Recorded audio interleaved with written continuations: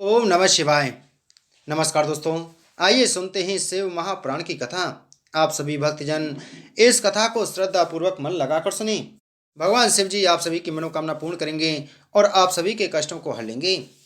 ब्रह्मा जी ने कहा, हे नारद, इतना कहकर शिव जी ने रामचंद्र जी को तत्व ज्ञान का उपदेश किया। तदुपरांत वे अंतर्ध्यान हो गए। तब रामचंद्र जी ने अगस्त मुनि के समीप पहुंचकर उनसे सब हाल कहा। अगस्त जी उस वृतांत को सुनकर प्रसन्न हो रामचंद्र जी से इस प्रकार बोले, हे रामचंद्र, अब तुम्हारे सभी कार्य सिद्ध हो जाएंगे, क्योंकि जिस पर शिव जी प्रसन्न होते हैं उसका दुख अवश्य नष्ट हो जाता है। अगस्त जी की इस बात को स्वीकार कर रामचंद्र जी लक्ष्मण के साथ ऋष्यमुख पर्वत की ओर चले। वहां शिव जी की कथानुसार उनकी हनुमान से भेंट हुई। हनुमान जी ने रामचंद्र जी के सभी कार्यों में सहायता प्रदान की, जिसके परिणाम स्वरूप रावण का संहार हुआ तथा रामचंद्र जी ने सीता को पुनः प्राप्त किया। इतनी कथा सुनकर नारद जी ने कहा, हे पिता, मेरी यह अभिलाषा है कि मैं हनुमान जी का संपूर्ण वृतांत विस्तार पूर्वक सुनूं। ब्रह्मा जी बोले, हे नारद, 7 द्वीपों में पहले द्वीप का नाम जम्मू द्वीप है। जम्मू द्वीप के 9 खंड हैं। उन 9 खंडों में से जिस खंड का नाम किम पुरुष है, वहाँ केसरी नामक बानरों के एक राजा निवास करते थे। वे शिव जी के परम भक्त, सत्यवादी तथा निष्पाप थे। उनकी 16 वर्षीय पत्नी का नाम अंजनी था। वह बड़ी पतिव्रता थी। एक दिन की बात है कि वह 16 श्रृंगार किए तथा उत्तमोत्तम वस्त्राभूषणों को धारण किए हुए पर्वत के एक शिखर पर खड़ी हुई थी। उसी समय 49 पवनों में से समीर नामक एक वायु, जिसका नाम प्रभंजन भी था, वहां आ पहुंचा। अंजनी के स्वरूप को देखते ही वह मोहित हो गया। तब वह काम से पीड़ित हो सूक्ष्म रूप धारण कर उसके शरीर में प्रवेश कर गया। अंजनी को जब अपना शरीर कुछ भारी मालूम हुआ तो उसने यह विचार किया कि मेरे पति के अतिरिक्त यह कौन सा अन्य पुरुष है जो मेरे शरीर को स्पर्श कर रहा है। तब उसे कुछ ज्ञात न हुआ तो वह उस अज्ञात व्यक्ति को संबोधित करते हुए इस प्रकार बोली, हे देवता, तुम कौन हो जो मेरे शरीर का इस प्रकार स्पर्श कर रहे हो? तुम निष्पाप होकर मेरे सम्मुख प्रकट हो तथा मुझे अपना शरीर दिखाओ। हे नारद, अंजनी के इस कथन को सुनकर प्रभंजन अत्यंत भयभीत हो अपना वास्तविक स्वरूप धारण कर उसके सम्मुख आ खड़ा हुआ और इस प्रकार कहने लगा, हे अंजनी, मैं काम के वशीभूत हूँ, तुम्हारे शरीर में प्रवेश कर गया। मैं इंद्र का भाई प्रभंजन नामक देवता हूँ। मेरे स्पर्श से किसी को कुछ भी पाप नहीं लगता। मैंने सच्चिदानंद ब्रह्म के समान तुम्हें यहाँ आकर अपना दर्शन दिया है। तुम किसी प्रकार का संदेह मत करो। भगवान सदाशिव जी की इच्छा अत्यंत बलवान है। मैं तुमसे यह प्रार्थना करता हूँ कि तुम मेरे अपराध पर ध्यान न दो, क्योंकि मेरे स्पर्श के कारण तुम्हें किसी प्रकार का पाप नहीं लगेगा। हे देवी, यह भी स्पष्ट है कि देवताओं की इच्छा फल दिए बिना नहीं रहती। अस्तु तुम्हारे गर्भ से शिवजी के अंश द्वारा एक अत्यंत बलवान पुत्र जन्म लेगा। वह शिवजी के ही समान तेजस्वी, वेगशाली तथा शत्रुओं का संहार करने वाला होगा। वह रामचंद्र जी और सीता का सेवक बनकर तुम्हें अत्यंत आनंद प्रदान करेगा। हे नारद, इतना कहकर पवन देवता अंतर्ध्यान हो गई। इस घटना के कुछ समय पश्चात अंजनी के गर्भ से तथा पवन देवता के आशीर्वाद से शिवजी अपने संपूर्ण अंश सहित स्थित हुए। 10 महीने बाद अंजनी के गर्भ से एक पुत्र ने जन्म लिया। वह बालक परम तेजस्वी तथा रूपवान था। उस समय देवता आकाश में आकर दुदुम्बी बजाने लगे। ब्रह्मा जी बोले, हे नारद, जिस समय उस बालक ने जन्म लिया तो एक अघटित घटना घटी। वह यह थी कि जब अंजनी ने यह देखा कि पवन देवता के कथानुसार उस बालक में शिवजी का मुख्य कोई लक्षण नहीं है और उसका स्वरूप भी बानर के समान है, तो उसने अत्यंत दुखी होकर उस बालक को पर्वत के एक शिखर से नीचे फेंक दिया।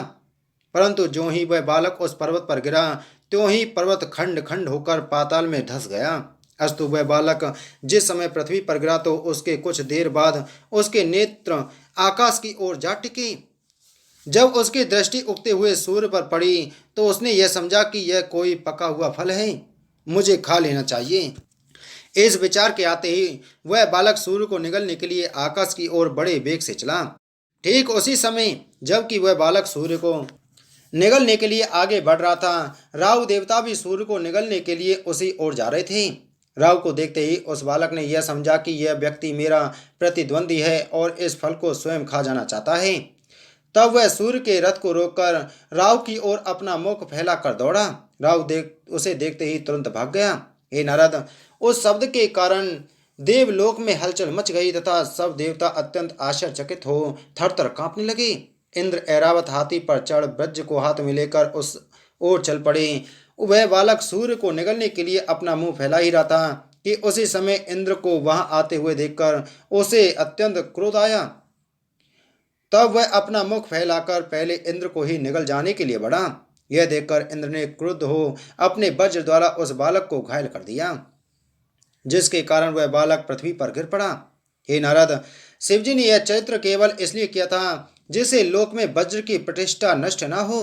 अस्तु, जब प्रभंजन ने अपने पुत्र को इस प्रकार पृथ्वी पर पड़ा हुआ देखा तो वह उसे मरा हुआ जानकर अत्यंत विलाप करने लगा। उस समय भगवान सदाशिव ने आकाशवाणी द्वारा उसे सांत्वना देते हुए यह कहा, हे प्रभंजन, तुम इतने व्याकुल मत हो। हम तुम्हें एक उपाय बतलाते हैं जिसके करने से तुम देवताओं से अपना बदला ले सकोगे और वे तुम्हारी शरण में स्वयं आ पहुंचेंगे। वह उपाय यह है कि सब ओर से अपने अंश को खींच लो, अर्थात वायु का बहना बंद कर दो। हे नारद, इस आकाशवाणी को सुनकर प्रभंजन ने तीनों लोकों से अपने अंश को खींच लिया और स्वयं शिवजी के समीप जाकर आनंद से बैठ गया। उस समय वायु के स्थिर हो जाने से सब देवता के उदर फूल गए तथा सभी प्राणी श्वास के अभाव में व्याकुल होने लगे। तब मैं उन सबको साथ लेकर विष्णु जी के समीप क्षीर समुद्र में जा पहुंचा और उनसे यह कहा, हे प्रभु, शिवजी से प्रेरणा पाकर वायु ने ऐसा उपद्रव मचाया है कि उससे संपूर्ण संसार व्याकुल हो गया है। अब हम सब लोगों को शिवजी की शरण में पहुंचकर उनसे रक्षा करने की प्रार्थना करनी चाहिए। हे नारद, विष्णु जी हमारी इस बात से सहमत हुए। तब हम सब देवता उन्हें साथ लेकर शिवजी के समीप जा पहुंचे और उन्हें सब हाल सुनाकर नतमस्तक हो खड़े हो गए। शिवजी ने हम लोगों की प्रार्थना सुनकर यह कहा, हे देवताओं, वह बालक मेरे अंश से उत्पन्न हुआ है और पवन का पुत्र है। इंद्र ने अपनी मूर्खता में भरकर उसके ऊपर अपने वज्र का प्रहार किया, यह उचित नहीं है।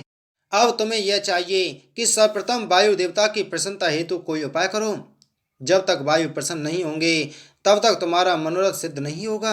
शिव जी की इस आज्ञा को सुनकर सब देवताओं ने वायु से क्षमा मांगी तथा उसे प्रसन्न किया। तदुपरांत सब लोग शिव जी को साथ लेकर उस बालक के समीप जा पहुंचे। शिव जी की कृपा दृष्टि पड़ते ही वह बालक चैतन्य होकर उठ खड़ा हुआ। प्रभंजन का दुख भी दूर हो गया। ब्रह्मा जी ने कहा, हे नारद, सर्वप्रथम विष्णु जी ने पवन की ओर देखते हुए यह वर दिया कि तुम्हारा पुत्र अत्यंत शक्तिशाली होकर इंद्र आदि संपूर्ण देवताओं का कार्य करेगा तथा सबके दुखों को दूर करेगा। तदुपरांत मैंने कहा, हे प्रभंजन, यह तीनों लोकों में निर्भय होगा तथा सबके दंड से बचा रहेगा। फिर सूर्य ने कहा, हे वायु, तुम्हारे इस पुत्र के शरीर पर भविष्य में वज्र भी अपना कोई प्रभाव नहीं दिखा सकेगा। हमारा वज्र लगने के कारण इसकी हनु अर्थात ठुड्डी पर चोट लगी है, अस्तु इसका नाम हनुमान होगा। सभी देवताओं ने कहा, इसे हमारे शास्त्रों से कोई भय नहीं होगा। हे नारद, इस प्रकार जब सब देवताओं ने उसे वर दिया उस समय ऋषि मुनियों ने आशीर्वाद देते हुए यह कहा, हे पवन, तुम्हारा यह पुत्र ऊर्ध्वरेता होगा, रामदूत के नाम से प्रसिद्ध होकर सबके दुख को दूर करेगा। मुनियों के ऐसे वचन सुनकर विष्णु जी ने, मैंने तथा अन्य सब लोगों ने हनुमान को अपने हृदय से लगा लिया। सभी ने पवन पुत्र की अत्यंत प्रशंसा की तथा स्तुति करते हुए जय जयकार किया। उस समय शिवजी ने सब लोगों को संबोधित करते हुए यह कहा, हे देवताओं तथा ऋषियों, रामचंद्र जी का कार्य करने के लिए हमने यह बानर का अवतार लिया है। शिवजी पवन से बोले, हे वायु, हम तुम्हारे पुत्र की हर समय रक्षा करेंगे। इतना कहकर शिवजी तथा अन्य सब देवता अंतर्ध्यान हो गए। बोलो शिव महाप्राण की जय। बोलो शिव शंकर भगवान की जय।